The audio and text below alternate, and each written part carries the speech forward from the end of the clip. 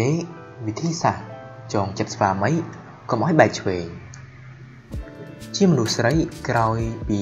មានគ្រួសារនរណាម្នាក់ដែលថាមិនបារម្ភពីរឿងប្តីមានស្រីក្រៅអ្វីត្បិតតែមានសារព័ត៌មានទាំងគេលេងរឿងឲ្យមើលផងនោះនិងបណ្ដាញសង្គមសប្តាហ៍ថ្ងៃនេះឃើញមានសឹងតែរាល់ថ្ងៃទៅហើយ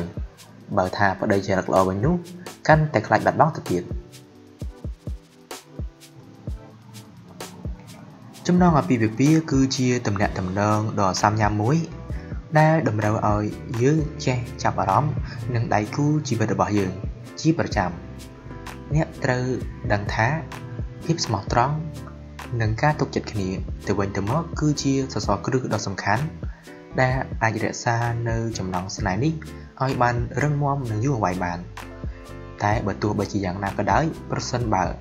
អ្នកហាក់ដូចជាមានអារម្មណ៍ថាស្វាមីរបស់អ្នកកំពុងតែមិនមានភាពស្មោះត្រង់ចំពោះអ្នកបើ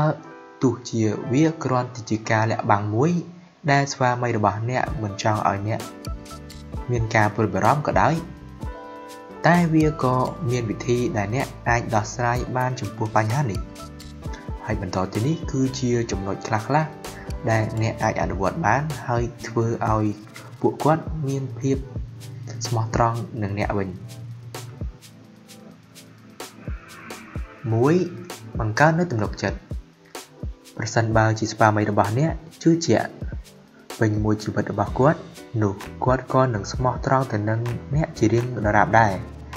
គាត់នឹងចែករំលែករាល់រឿងជីវិតនិងបញ្ហាទាំងអស់របស់គាត់ជាមួយនឹងអ្នកដូច្នេះប្រសិនបើអ្នកចង់ឲ្យគាត់ស្មោះត្រង់ទៅនឹងអ្នក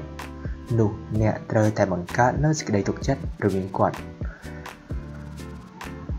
ត្រូវបង្ហាញថាអ្នកជឿទុកចិត្តលើគាត់មានភាពអត់ធ្មត់និងតែងតែផ្ដល់ឱកាសឲ្យគាត់ជានិច្ចការបង្កើតសេចក្តីទុកចិត្តបានគឺមិនមែនជារឿងដែលធ្វើបានតែក្នុងមួយថ្ងៃបានទេអ្នកត្រូវតែព្យាយាមធ្វើវាឲ្យបានអស់ពីចិត្តនោះរាល់សេចក្តីប្រាថ្នារបស់អ្នកនឹងក្លាយជាការពិត2ព្យាយាមដោយមិនត្រូវធ្វើការវិនិច្ឆ័យតាមអារម្មណ៍នៅពេលណាដែលគាត់ចង់និយាយពីបញ្ហារបស់គាត់ទៅកាន់អ្នកនោះអ្នកគ្រាន់តែចាំស្ដាប់និងចាំគាំទ្រគឺបានហើយអ្នកមិនចាំបាច់ត្រូវសម្ដែងអាការៈចង់វែកញែកក៏បញ្ចេញមតិយោបល់អ្វីដែលគាត់បានធ្វើនិងបង្គាប់ឲ្យគាត់ធ្វើតាមអ្នកភ្លាមៗទៅទេគឺថាអ្នកគ្រាន់តែធ្វើជាអ្នកស្ដាប់ដ៏ល្អម្នាក់សម្រាប់គាត់គឺគ្រប់គ្រាន់បានហើយវិធីនេះគឺនឹងអាចធ្វើឲ្យគាត់គិតថាបើទោះបីជាមានរឿងអ្វីក៏កើតឡើងក៏ដោយគាត់នៅតែមានភរិយាដ៏ល្អជួយចាំស្ដាប់និងគាំទ្រលើកទឹកចិត្តដល់គាត់ហើយជាលទ្ធផលនេះគឺថាគាត់នឹងបន្តស្មោះត្រង់ចំពោះអ្នកជានិច្ច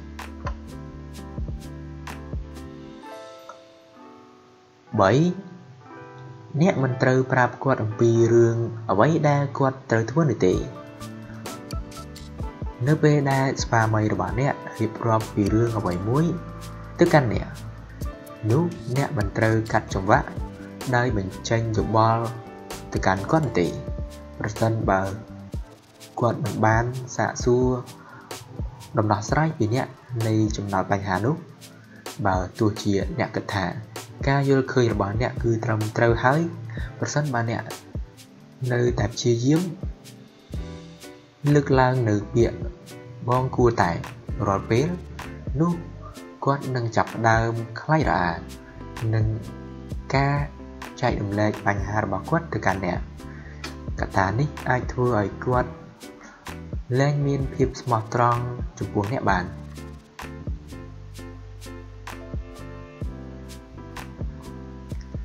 4សម្ដែងនូវអារម្មណ៍មិនខ្វល់ហើយបំភ្លេចវាចោលវិធីនេះជាធម្មតាគឺតែងតែជោគជ័យប្រសិនបើវិធីផ្សេងទៀតដោយដែលបានរៀបរាប់ខាងលើបើមិនមានប្រសិទ្ធភាពនោះទេនោះគឺថាដល់ពេលដែលអ្នកត្រូវសម្ដែងនៅឧបាយកលមួយដែលអ្នកត្រូវធ្វើឲ្យអារម្មណ៍ស្ងប់ស្ងាត់ប្រសិនបើអ្នកពិតជាចង់ដឹងនៅការពិតពីគាត់មែននោះអ្នកមិនត្រូវបញ្ចេញកំហឹងឬ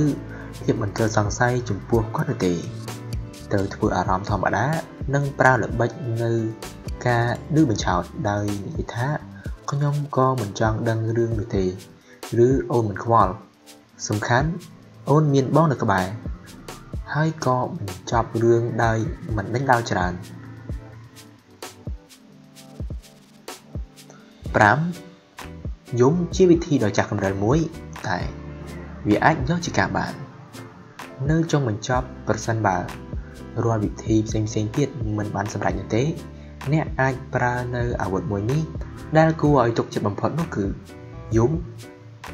តែទោះជាយ៉ាងណាអ្នកមិនត្រូវទ្រហោយំខ្លាំងពេកនោះទេគ្រាន់តែបង្កើតនៅទឹកភ្នែករលីងរលោងដោយព្យាយាមដាក់មនោសញ្ចេតនាឲ្យជ្រាលជ្រៅនិងនិយាយថាហេតុអ្វីបានជាបងធ្វើឲ្យអូនជឿចាប់បែបនេះឬខ្ញុំតែងតែគិតថាបងស្រឡាញ់ខ្ញុំវិធីនេះគឺពិតជាមានប្រសិទ្ធភាពតែអ្នកមិនត្រូវប្រើវាញឹកញាប់ពេកនោះទេ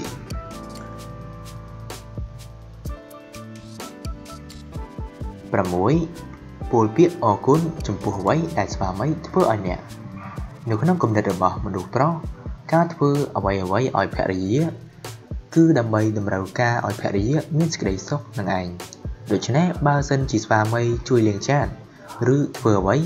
ដែលអ្នកត្រូវចង់ឲ្យគាត់ធ្វើរហូតដល់ស្រេចស្អាតបាតនោះអ្នកក៏ត្រូវតែហាមមាត់ពោលពាក្យអរគុណចំពោះអ្វីដែលគាត់បានធ្វើដើម្បីអ្នកនោះផង 7. បើមិនចាំបាច់កុំរអ៊ូឬនិយាយច្រើនញឹកញាប់ណាស់ដែលលោកប្តីមិនចូលចិត្តជាប់ទៅនឹងការសន្ទនាដ៏សែនវែងយូរអង្វែងឬការសន្ទនាដែលគេមិនប៉ងប្រាថ្នាតែដោយសារតែការដែលស្វាមីមិនដឹងអំពីវិធីប្រាប់ភរិយាកុំឲ្យនិយាយច្រើននោះវាក៏คล้ายទៅជាមូលហេតុមួយដែលអ្នកគិតថាស្វាមីមិនយកចិត្តទុកដាក់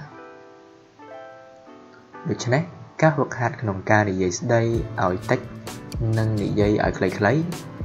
នឹងជួយឲ្យស្វាមីឆាប់យល់ពីរឿងដែលអ្នកត្រូវការចង់រៀបរាប់ប្រាប់គាត់ល្អជាង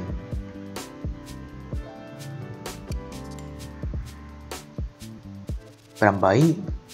សាងភាពចម្លែកចិត្តដល់ស្វាមីដោយពាក្យឆ្កឹះសរសើរតើអ្នកជាភរិយាដែលតែងតែនៅចាំប្រាប់ស្វាមីធ្វើយ៉ាងណាទើបត្រឹមត្រូវរហូតឬបើយ៉ាងដូចនេះមែនចូលបញ្ឈប់ទង្វើបែបនឹងភ្លាមទៅការធ្វើខ្លួនជាមេបញ្ជាការឬគ្រប់គ្រងស្វាមីយ៉ាងម៉ឺងម៉ាត់អាចនឹងធ្វើឲ្យស្វាមីមានអារម្មណ៍ថាធុញថប់និងធុញទ្រាន់ព្រោះមនុស្សប្រុសជាច្រើនមិនអាចទ្រាំទៅនឹងពាក្យរិះគន់ឬពាក្យបញ្ជាផ្សេងៗដែលចេញពីមាត់គូជីវិតរបស់ខ្លួនបានទេទោះជាអាចនឹងធ្លាប់ពេញចិត្តក្នុងគ្រាដំបូងនៃជីវិតគូខ្លះក៏ដោយតែ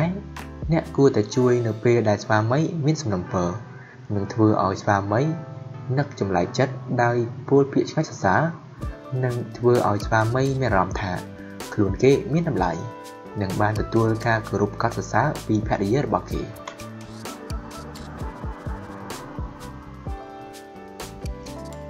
9. សម្ដែងអំពីការគោរពដែលអ្នកមានចំពោះស្វាមីត្រូវការមានអារម្មណ៍ថាខ្លួនគេមានភាពសំខាន់ចំពោះភរិយារបស់គេដូច្នេះការប្រាប់អំពីសេចក្តីស្រឡាញ់និងសម្ដែងឲ្យឃើញថារូបគេសំខាន់ប៉ុណ្ណាសម្រាប់ជីវិតរបស់អ្នកជារៀងរាល់ថ្ងៃនោះប៉ុណ្ណឹងក៏នឹងធ្វើឲ្យស្វាមីរបស់អ្នកកាន់តែស្រឡាញ់អ្នកខ្លាំងឡើងរហូតពីមួយថ្ងៃទៅមួយថ្ងៃជាក់ជាពុំខានឡើយចុះអ្នកវិញតើមានរូបមន្តអ្វីខ្លះសម្រាប់ចងចិត្តស្វាមីហើយឬនៅសង្ឃឹមថាអ្នកទាំងអស់គ្នានឹងចូលចិត្តនៅវីដេអូមួយនេះសូមជួយចុច Subscribe និងដាក់រូបកណ្ដឹងផងជួបគ្នានៅវីដេអូក្រោយៗទៀតសូមអរគុណ